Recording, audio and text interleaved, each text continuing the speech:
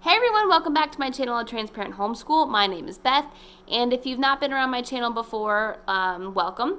I have two kiddos that I homeschool. I have a 7-year-old and a 5-year-old, and then I have an 18-month-old, and she kind of just waddles around and destroys stuff. But hey, what can you expect from an 18-month-old? And it's definitely been interesting trying to get her to respect kind of our homeschooling space, because she wants to be part of the action. She wants to be where big brother and big sister are. So it's just been a challenge with that aspect. But today I'm just going to bring you a quick video about kind of our quarter two wrap up, my review of quarter two.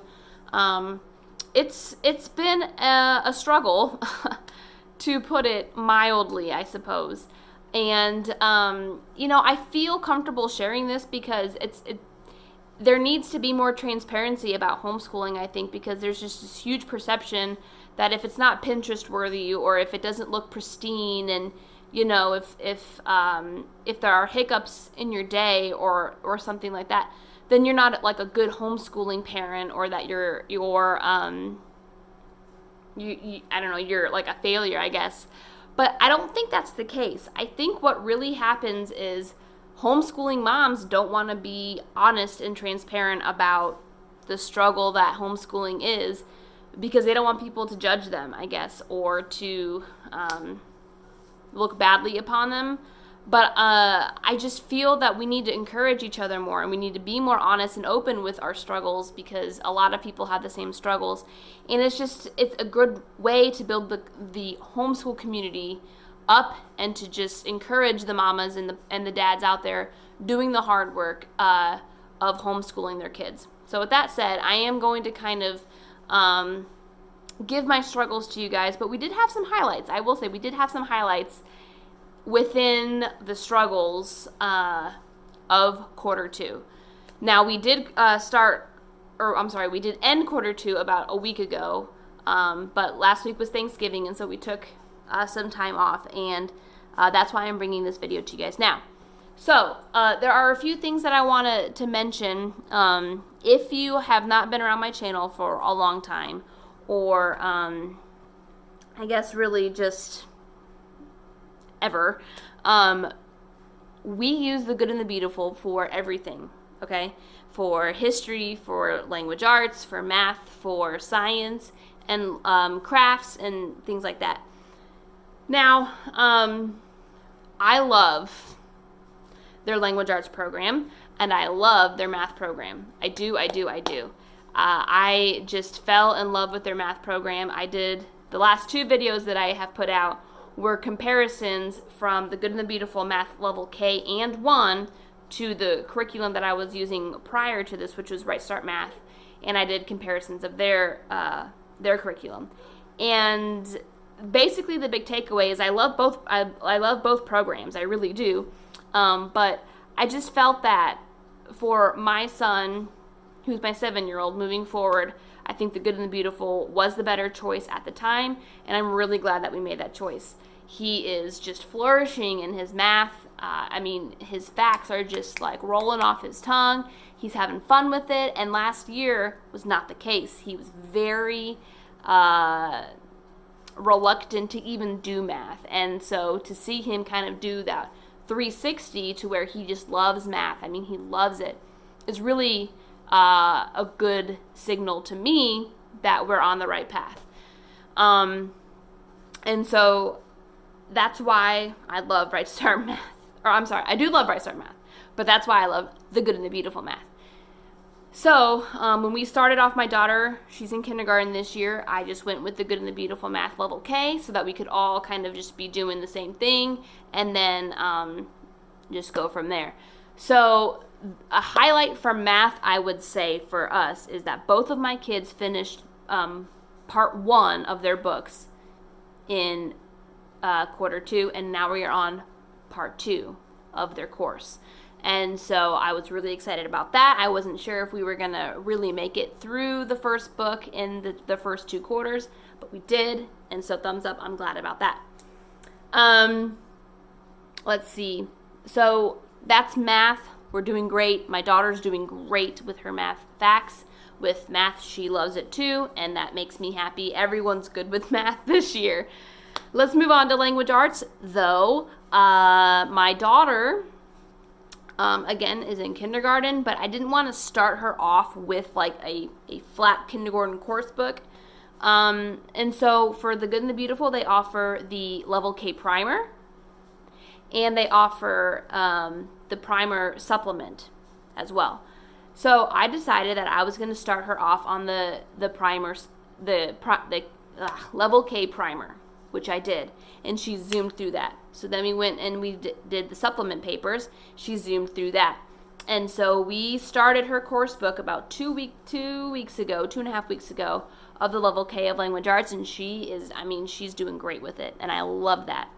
And she loves her language arts book. She's so excited that she gets to have a book like her big brother. And so, that all works out for me.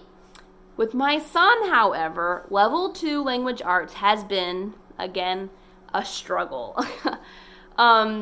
He did really well in Level 1, and something happened. And again, this is just the new version of Level 2. I don't know, because I was not familiar with the old edition of Level 2. But from the old edition of Level 1 to the new edition of Level 2, I feel like there's a huge jump of what they're asking of him. They're asking him to write in complete sentences, and he doesn't know yet. And we've been working on it, so he's doing a lot better. But just the idea of asking my son to write in complete sentences it's been hard. He's made progress, but it's still not where he gets it, I guess. And there's a lot more writing involved. And he doesn't not like language arts, but it's just not his favorite. And so sometimes when there's like that resistance there, there just seems to be some kind of dissension between enjoyment of learning and actually learning. And so that's kind of been, a stumbling block for us going through this quarter. We're getting a lot better because they are putting in a lot more geography lessons, and he loves the geography lessons. I don't know why, but that he loves those. And so when he gets to do those, he gets really excited, which makes Mama really excited, which makes a good homeschool day. His reading is great. He's just really keeping up with all of the reading. Now the bad news. The bad news is spelling. We have had so many confrontations with spelling that I just, I don't know why, but he is the worst speller. I don't want to say worse. We'll say struggling. But the words in Level 2 were super hard for him. And so, we went through quarter 1 and quarter 2 before I finally made the decision, we're going to stop spelling with the Level 2. What I decided to do was go back, and because they made the new edition of the Level 1, I haven't checked to see if the new edition and the old edition of Level 1 have the same spelling words, but we went ahead and we started going back to the Level 1 spelling words, and I'm giving him those. We're going to take a break from Level 2 because it was just, we were going on 2 or 3 weeks with the same word list, and he still wasn't getting it. And, I don't want to get frustrated at him, and that's not fair to him either. And so I wanted to just take a step back to where he can gain that confidence again, and then we can go forward. And I'm really glad that I did it. I'm kicking myself that I didn't do it sooner because, he's really getting the Level 1 words, and he's getting them quick. And that's great because he needs that reinforcement, that building of the confidence that, hey, I can be a good speller. And that. In my, I think it was my quarter 1 video, I'm not sure, but I had said that we were doing like handwriting spelling, right? We were doing different handwriting spelling activities. And I think that was just boring to him, so he wasn't getting it. So what I decided to do was to go online and find a website where you could input your own spelling list, and then that's what he would use, and there would be different online activities. So there's like a typing one, there's a hangman game, there's a whole bunch of different things. and he's really into playing the games. And I have seen improvement with the level 2 spelling words when we use the computer, but it wasn't enough improvement to keep me in the level 2 words. And so we went back to level 1. So there's that. I think this quarter was just, I don't know. It was a test of a lot of different things, I believe. I think one of the greatest things about homeschooling is that it shows the parent's character, and it is a revelation and a self-evaluation of your character. And I've had to work a lot on my patience level and my character this quarter, along with my children as well. So we've done a lot of character training this quarter than we've ever done in our homeschool. We've had to work a lot with respect. We've had to work a lot with obedience, first-time obedience, and it's been tough. But we've put in the work, and I'm hoping sometime we'll see the benefits of that. And so we're gonna keep doing the character training, and it's just gonna keep going from there, hopefully for the better. But once you go through any season of prolonged character training, man, it just wipes you out. You are so worn down because, it's constant, right? You have to be consistent with it or else it's going to be ineffective. But it's so tiring. And I think y'all know that. I don't have to reiterate that. Any parent knows that discipline is just super tiring if you have to do it consistently all the time. But we're just in one of those seasons, and I don't know why right now, but we're just in one of those seasons where we have to really focus on the character training. And again, that's one of the reasons why I love homeschooling, is because it allows you to do that. It allows you to really kind of just dig into your child's heart and bring out what's really the problem. And so that's my spiel on the character training. I'll let you know how it turns out. Maybe we'll keep working on it all through quarter 3. I'm not sure. But the last 3 things that I want to mention, and they're not in any order or anything. So I mentioned earlier that we are using the good and the beautiful for all of our subjects. So history, let's talk about history. The website recommends you don't start history until the 3rd grade year-ish. They say 2nd grade is okay, but 1st grade and kindergarten, don't even start it unless you have older kids. Then you can kind of join them in, because that means that they'll get, once you rotate back around, because remember, there's only 4 years for the good and the beautiful history, and so they'll get maybe 2 or 3 rotations, when they're older and they get it. Well, so my son's in 2nd grade and my daughter's in kindergarten, and it's just, I don't know, it doesn't wow me. I'll say that. It does not wow me like their language arts curriculum or their math curriculum. And again, this could be because my kids are super young and they just don't have the attention span, but I find it very wordy. I find the Big Book of History stories to be very long and drawn out. Some of them grab the kids' attention, most of them don't. And so it's mostly what they like about the history is doing the student explorer sheets, listening to the audio dramatizations, and that's basically about it. And so again, I think I'm just going to finish it because, again, this is just kind of like an intro. And then, as they go through their schooling, we'll circle back and we'll hit this level of history once or twice more before, they go on. And so it's a drag, because I really wanted this to be the best history curriculum. And I know there are people who do believe that the good and the beautiful history curriculum is awesome, but I'm just not impressed now. And again, that could be because of my kids' ages. Next year we will continue with history level 2 or year 2, just to kind of see if it was my kids' ages or if it's the curriculum. But we'll continue with year 2 next year, and we'll see how that goes. But kind of flipping to the other side of the spectrum, science, my kids have loved science this year. We started with space science, hit A+. way into it they were. I mean, super into it. This quarter, we went to meteorology. They love weather. I don't know. Is anyone else's kids like super into weather? Mine are. They love weather. And they've learned so much, which is so cool. They know the different kinds of clouds in the sky. And I'm going to brag on my kids for a second because they make me look super awesome. I'm not awesome. But like, I mean, we'll go out to friends' houses and they'll be like, oh, they'll be talking to like our friends' kids and they'll be like, look at the clouds in the sky. Those are stratus clouds, or those are cirrus clouds, or cumulonimbus clouds. And it's just like, that's right, I'm awesome. But no, I'm just, it's a nice moment to reinforce what you're doing and that, hey, my kids are actually learning something. But anyway, all kidding aside, we love the meteorology unit. It's really great.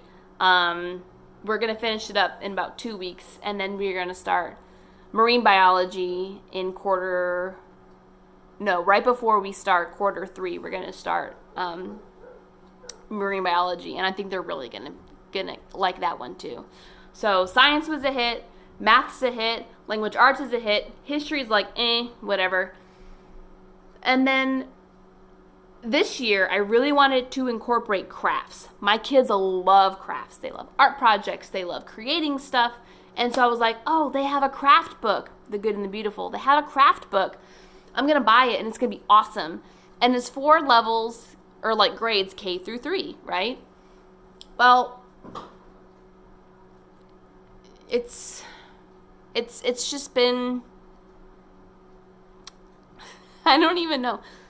A lot of them are fun. I'm not going to lie about that. A lot of them are super fun, and I think that with older kids, it would be way better. I just think that a lot of the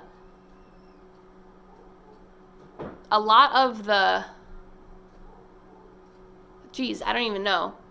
My kids are outside, and so I'm like watching what they're doing. Sorry. Okay, so a lot of the art projects, they're really intense, and they're cool. Don't get me wrong, they're cool. And we've had some failures, some pentastrophes, as you could call them. But like, I've had to do a lot of the work on most of them. And that's not what I wanted the craft time to be. I didn't want my family craft time to be, oh, let's let mom do the craft and then let's just sit there and like cause mayhem everywhere else. Because if they're not being instructed, they're running around the room, they're taking stuff out, and it's just a really stressful time if they're not doing the craft themselves. But a lot of it is really hard for them to do themselves, and so I have to be present and I have to be involved in it, which doesn't bother me. I just wish it were less involved than it is. And again, maybe that's just because I have younger kids, but we'll see maybe the rest of the year how the crafts go. But thus far, I've not been overly impressed with the user friendliness of the craft book. And so we'll see how that goes. So that's really all I have to say. Quarter 2, again, just kind of a quick overview. My word would be struggle.